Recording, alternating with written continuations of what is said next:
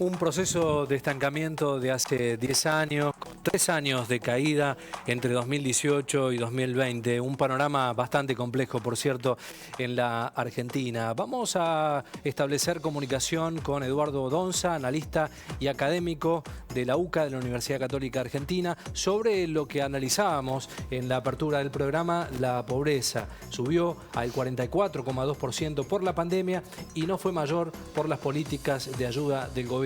Aquí hubo un tema trascendental, importante, que tiene que ver con frenar la caída. También es cierto, cuando uno analiza los años anteriores, 2-3 puntos menos. Venimos de un proceso largo. Pero sin duda que esto tiene un antecedente, ¿no? Muy bien, sí. Vamos a saludarlo, si les parece entonces, a Eduardo Donza, desde la UCA. Le damos la bienvenida aquí en Telediario Federal Modo Tarde. Muchas gracias desde ya por su tiempo, Hola, Eduardo, ¿cómo bienvenido. le va? Buenas tardes, gracias por el contacto. Sí. Muy bueno, bien. Un número que se ha puesto en el tapete en medios de comunicación de todo el país tiene que ver con la pobreza en Argentina. ¿Sobre qué variables trabajaron y cuál es el panorama actual que ustedes ven? Sí, lo que ustedes están comentando es la pobreza medida desde un punto de ingresos, ¿no? Es decir, se comparan los ingresos de la familia con una canasta básica total para la pobreza y con una canasta básica que solo cubre alimentos para lo que es la indigencia, ¿no? Que está en un nivel del 10% de la población. Y esto básicamente, como ustedes lo comentaban recién en la introducción, es una complicación extra que nos viene a los argentinos, el de la pandemia y la cuarentena, en una situación estructuralmente complicada, ¿no? Que es lo que siempre tratamos de marcar nosotros, como en Argentina hace ya varias décadas que no podemos bajar de niveles de pobreza de un 27, un 28% de la población. Y sobre ese problema estructural que tenemos, y en una situación también débil del país, con una fuerte deuda, con una desaceleración de la economía y del consumo y con una inflación importante, aparece este hecho a nivel de todo el mundo, pero que nos impacta mucho más en Argentina. ¿Qué podemos estimar? ¿Cuáles serían las consecuencias a corto y a largo plazo de este porcentaje tan alto de pobreza en nuestro país? Bueno, si nosotros analizamos el año que viene los datos, la evolución 2020-2021, es posible que mejore, ¿no? Por el hecho de que es como bajar 10 escalones y subir 4 escalones. Claro. ¿Sí? Pero la cuestión es muy seria y desde hace mucho tiempo, ¿no? Esto no solo es pobreza por ingresos, sino es otro tipo también de medición de la pobreza que es multidimensional. Esto va acompañado también con viviendas que no son de buena calidad. Las imágenes que ustedes están pasando dan cuenta de eso. La situación de los niños y adolescentes que a veces no concurren al sistema educativo, lo hacen con atrasos, un sistema de seguridad social, es decir, presencia o de jubilados o de trabajadores registrados en los hogares que no están, un sistema de salud que todavía sigue siendo relativamente bueno en Argentina con respecto a otros países de América Latina, pero que muchas veces las familias no pueden comprar un remedio, ¿no? Claro. Es decir, hay una situación que se viene arrastrando de muchas décadas. Este número impacta en diferentes temáticas, sin duda, ¿no? Por supuesto, claro, porque no es una coyuntura de ingresos, ¿no? Una familia que está mal de ingresos porque perdió un trabajo y después en 4 o 5 meses se reactiva. No, es tiempo de exclusión. Es ya una tercera generación que no vio cómo el esfuerzo de sus padres y de sus abuelos fue bien retribuido a nivel productivo y a nivel económico, ¿no? Y pensemos que hay una obviedad total, pero que los argentinos no nos turnamos para estar en la pobreza, ¿no? Puede ser alguien que, bueno, que en un momento descendió a una situación de pobreza, pero hay un 25% se estima de un núcleo duro de la pobreza, ¿no? Y son las familias y donde estas privaciones son cada vez más grandes y cómo empiezan a estar cada vez más en la periferia y hasta pueden estar excluidos, pero no solamente excluidos de un sistema productivo, un sistema de distribución, sino también muchas veces de las pautas sociales mínimas, porque no se sienten parte de un todo del cual ellos son excluidos. ¿En Argentina tenemos herramientas para revertir esta situación, Eduardo? A ver, venimos desde hace muchos años como una expansión muy grande de las políticas sociales y de políticas de empleo con contraprestación del año 2002 con el programa Jefes y Jefas de Hogar Desocupados, ¿no? Que fue una transferencia muy fuerte de recursos en un momento, en el 2003, en mayo, a más de 2 millones de personas, ¿no?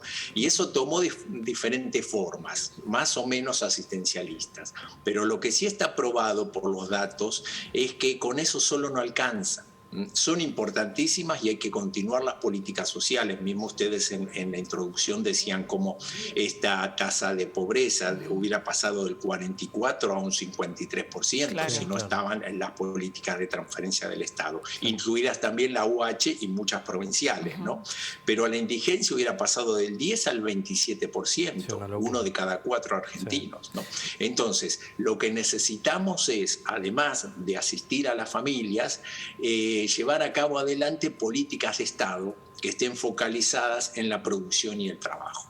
Lo que pasa es que eso tiene que venir de un acuerdo, claro, porque a veces hay tensiones entre diferentes sectores, ¿no? Puede haber tensiones entre la parte del capital o la parte del trabajo, ¿no? Pero sí es indispensable, ¿no? Que se tome una conciencia y un acuerdo que ya trasciende al sistema político. Tienen que estar los actores de la producción, los empresarios, que son los que generan un empleo genuino, alguna forma de inversores, porque un problema muy serio en Argentina es que no tenemos inversiones genuinas, ¿sí?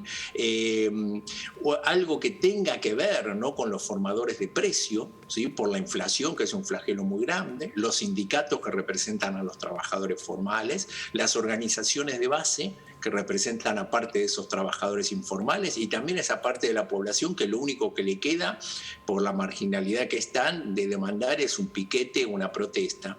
Y es indispensable también que esté el sistema de ciencia y tecnología, ¿no? Necesitamos las universidades, el Instituto Nacional de Tecnología Industrial, de Tecnología Agropecuaria, porque tenemos que generar, ¿sí?, bienes y servicios que sean apetecibles, que sean vendibles no solamente en Argentina, sino también en el exterior, ¿no? Eduardo. Y de ahí en más, si podemos desarrollar eso teniendo muy en cuenta las economías regionales, es posible que avancemos.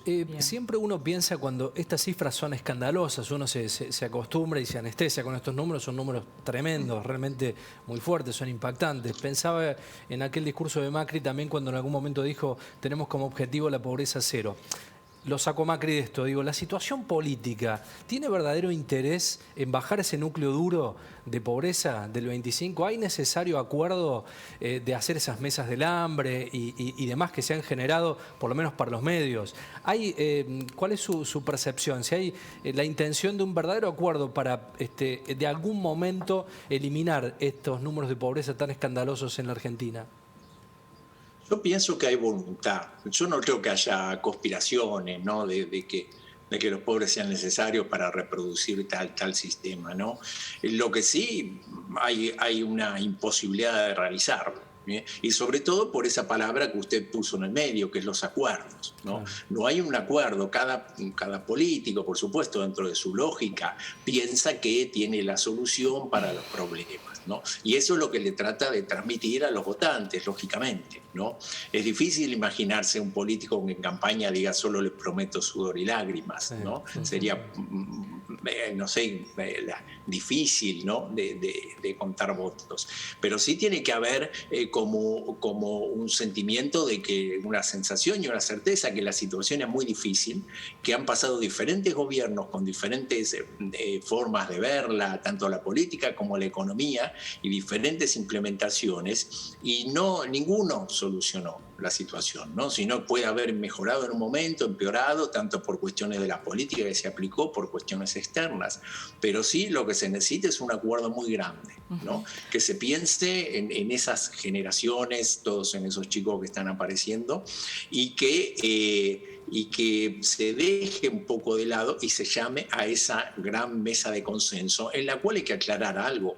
Todos los que se sienten en esa mesa tienen que pensar, bueno, ¿qué voy a perder yo? ¿Qué puedo dejar? ¿No? Claro. No hay una suma en la que todos vamos a ganar, ¿no?, sino con un esquema de mucha voracidad. En Argentina, en general los argentinos estamos en tratar de ganar lo máximo posible en el menor tiempo posible, ¿no? Entonces lo que también nos habla mucho de esto es la necesidad de confianza, en armar ese futuro que sea compartido. Eduardo, ¿y cómo estamos respecto a Latinoamérica, los números nuestros con los países vecinos, con los de al lado? Bueno, a veces es un poco difícil comparar, ¿no? Sí, las estadísticas. por territorio, por volumen, claro. Por territorios, por composiciones. Hay países que están mejor y otros que están peor. Lo que pasa es que cuando uno analiza tendencias, ahí sí que hay diferencia, ¿no? Argentina estaba muy bien con respecto al resto de los países de la región de Latinoamérica, si uno lo compara hasta las décadas del 70 o del 80 y hasta el 90, pero después empieza una decadencia argentina. Cuando otros países, puede ser Brasil, o puede ser Chile, o puede ser Perú, o puede ser Bolivia, para nombrar algunos, tuvieron un recorrido diferente, ir mejorando de a poco, ir integrando a sectores que estaban excluidos a los sectores medios o con transferencias, pero que les permitan vivir con una mejor calidad de vida. Y lamentablemente en Argentina tuvimos, después de las salidas de la crisis de las políticas neoliberales, de la crisis del 2001, en el 2002 un 52%, más de la mitad de la población en situación de pobreza. Eso mejora mucho hasta el 2008-2009 y después se estancan las mejoras, con fluctuaciones, sí, a la baja o para que suba, pero con fluctuaciones, ¿sí? Pero nos estancamos en ese nivel cuando otros países fueron evolucionando de una forma positiva. ¿Y verdaderamente la pandemia agravó esta situación? Sí, de eso no hay duda. De eso no hay duda. Nosotros medíamos en el 2009 cerca de un 40% de población en situación de pobreza. Los datos que ustedes presentaron se relevaron de julio a octubre, es decir, ya había pasado el segundo trimestre, que es el que fue el momento más difícil, ¿no? Los datos del Instituto Nacional de Estadísticas y Censos del segundo trimestre eran una población del 47%, 47% en situación de pobreza. Eso fue agravada y además lo agravó de otra forma, de que siempre hablamos de que hay un sector mixto informal de la estructura productiva que es el que tiene problemas, ¿no? Donde están los trabajadores de poca mano de obra de baja calidad. Y aquí hay un sector formal de la economía, ¿sí? Donde se pagan buenos salarios, hay alta productividad y son empresas grandes. Bueno, la pandemia también afectó a ese sector, ¿no? Tuvimos lo que son, por ejemplo, empresas muy grandes, las automotrices, que por cerca de 2 meses no pudieron producir ni comercializar, ¿no? Ni que hablar de lo que es la gastronomía o lo que es directamente la hotelería. Es decir, hay una estructura formal de la economía que además es la que paga los impuestos que necesitamos para transferirles a las familias. En ese sentido es una situación compleja. Lo más preocupante es que sin la AUH, el IFE, la tarjeta alimentar, el resto de subsidios, también se dice que hubiese trepado un número de un 53%. Digo, hay que tratar de hacer esa transformación para generar trabajo genuino, ¿no? Y ir dejando de lado los subsidios. Sí, por supuesto, esa es la única salida, ¿no? Que nosotros vemos. Por supuesto que tienen que ser muchas líneas de trabajo, ¿no? También organizar lo que es los trabajos de la economía popular, ¿no? De la economía social, ver cómo se los puede organizar para que tengan una mayor productividad, ver la logística que se les puede presentar, tratar también de desarrollar muy fuertemente las economías regionales, que en general no son tenidas en cuenta, no tenemos una política de Estado que tenga que ver con las economías regionales, y eso obliga a gran parte de las familias a migrar a las grandes ciudades, aumentando esos cordones de pobreza, donde lógicamente ellos están objetivamente mejor que en su lugar de origen, porque tienen al Estado más cerca, tienen una escuela más cerca para los niños, tienen un hospital por si necesitan algo, pueden desarrollar alguna changa, ¿no? Y también son más visibles para la protesta social, ¿sí? Pero son muchas cuestiones que son círculos viciosos que se fueron dando en Argentina y que tenemos que ir cambiándolas o intentar cambiándolas mientras seguimos, ¿no? Ayudando con las transferencias del Estado, ¿sí? Bien. Muy Eduardo bien. Donza, analista académico de la UCA, muchísimas gracias. Bueno, gracias a ustedes y que tengan muy buenas tardes. Igualmente, adiós.